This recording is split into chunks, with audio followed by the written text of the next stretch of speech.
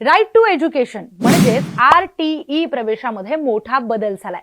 आता आपल्या घरापासून फक्त 1 किलोमीटरच्या अंतरामध्येच शाळेत प्रवेश मिळणार आहे। नेमकं काय बदल झाले आणि पालकांनी काय लक्षात ठेवायचंय पाहूयात सविस्तर या व्हिडिओच्या माध्यमातून।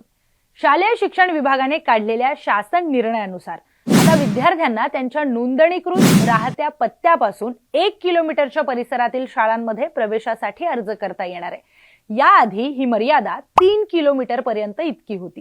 मात्र काही ठिकाणी बनावट किंवा तात्पुरते भाडे करार करून पसंतीच्या शाळांमध्ये प्रवेश मिळवण्याचे प्रकार समोर आले आणि त्यामुळे पारदर्शकता वाढवण्यासाठी आणि गैरवापर रोखण्यासाठी हा निर्णय घेण्यात आल्याचं शिक्षण विभागाकडून सांगण्यात येत आहे। यासोबतच आणखी एक महत्त्वाचा बदल करण्यात आला। सगळी कागदपत्र अर्ज करताना ऑनलाईन अपलोड करणं आता बंधनकारक करण्यात आलंय। पूर्वी काही पालक कागदपत्रे नंतर सादर करत होते, मात्र आता अर्ज करतानाच आधार कार्ड, पत्ता पुरावा आणि इतर आवश्यक कागदपत्रे अपलोड करावी लागतील।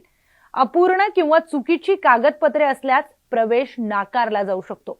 जर अर्जामध्ये दिलेला पत्ता आणि आधार कार्डवरील वेगळा पत्ता असेल तर वैध भाडे करार किंवा सध्याच्या वास्तव्यासंबंधी पुरावा सादर करावा लागणार आहे।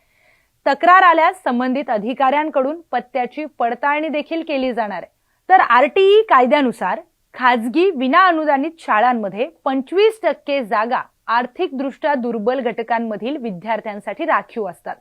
राज्य सरकार या विद्यार्थ्यांच्या शिक्षण शुल्काची भरपाई करते। मात्र मागील काही वर्षांमध्ये प्रवेश प्रक्रियेमध्ये गैरप्रकार, अपूर्ण कागदपत्रे आणि शेवटच्या क्षणी वाद निर्माण होत असल्याच्या तक्रारी वाढल्या। त्या पार्श्वभूमीवर हा मोठा निर्णय घेण्यात आलाय।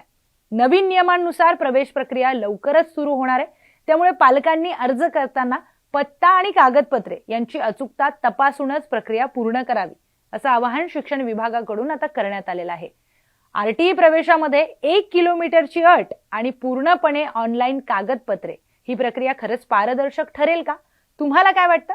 तुमचं मत कमेंट करून सांगा।